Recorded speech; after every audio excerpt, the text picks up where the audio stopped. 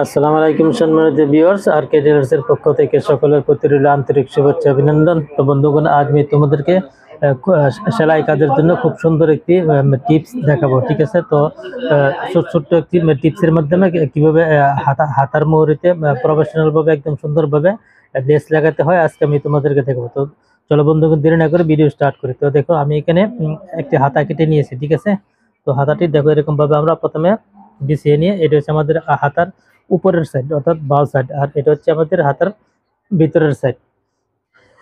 তো বন্ধুগণ দেখো, আমি এই হাতার মুহুরিতে আমি লেসটি লাগাবো। ঠিক আছে, লেস লাগানোর জন্য প্রথমে আমরা কি করবো, লেসটিকে এরকম ভাবে আমাদের বসাতে হবে। ঠিক আছে, তো হাতার উপরে এটা হচ্ছে হাতার বাম সাইড যেহেতু, তো লেস লাগানোর সময় আমাদের কি লেসের দিকে লক্ষ্য রাখতে হবে, লেসে কি উল্টা সিধা আছে কিনা। ঠিক আছে, যদি উল্টা সিধা থাকে তাহলে লেসের উল্টা সাইডটা আমরা উপরের দিকে দিব এবং বাম সাইডটা নিচের দিকে দিব। ঠিক আছে, তো এটা লেসের উল্টা সাইড আমি উপরের দিকে এরকম ভাবে আমি বসাবো, অতটুকু কাপড় গ্যাপ রেখে। ঠিক আছে, 1 থেকে 1.5 ইঞ্চি কাপড় গ্যাপ রেখে আমি এটাকে এরকম ভাবে হাতার মধ্যে সেলাই করে নিব।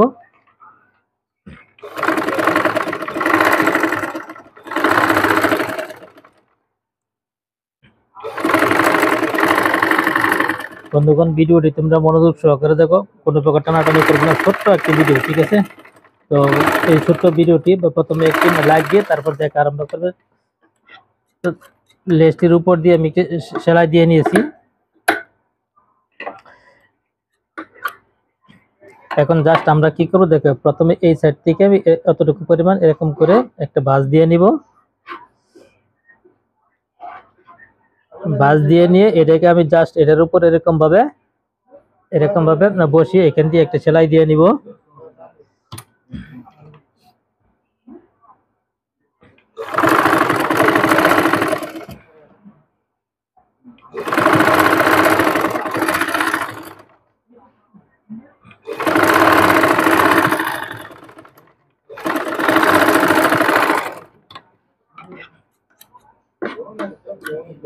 এরকম ভাবে সেলাই দেওয়ার পর তারপর এটাকে জাস্ট আমরা এরকম ভাবে পাল্টি করব। ঠিক আছে, তো পাল্টি করে এরকম ভাবে নখ দিয়ে আঁচড়িয়ে নিয়ে সুন্দর করে এখান দিয়ে চিকন করে একটু উপরে চাপ সেলাই দিয়ে নেব, অথবা 1/4 একটা চাপ সেলাই দেবো। ঠিক আছে, তো আমি এখানে চিকন করে সেলাই দিয়ে নিচ্ছি।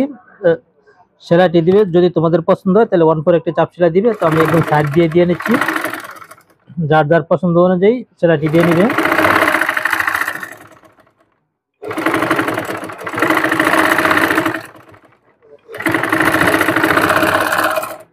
তো বন্ধুগণ দেখো, কত সুন্দর ভাবে হাতার মুহুরিতে লেসটি লাগিয়ে নিয়েছি। তো বন্ধুগণ, ভিডিওটি যদি তোমাদের ভালো লাগে তাহলে অবশ্যই আমার চ্যানেলটিকে সাবস্ক্রাইব করবে এবং পাশে থাকা বেল আইকনটি ক্লিক করে রাখবে, যাতে পরবর্তীতে এমন ধরনের কোনো ভিডিও আপলোড করার সাথে সাথে তোমাদের নোটিফিকেশনে চলে যায়। তো বন্ধুগণ, আজকের মতো এখানে বিদায় নিলাম। আল্লাহ হাফেজ।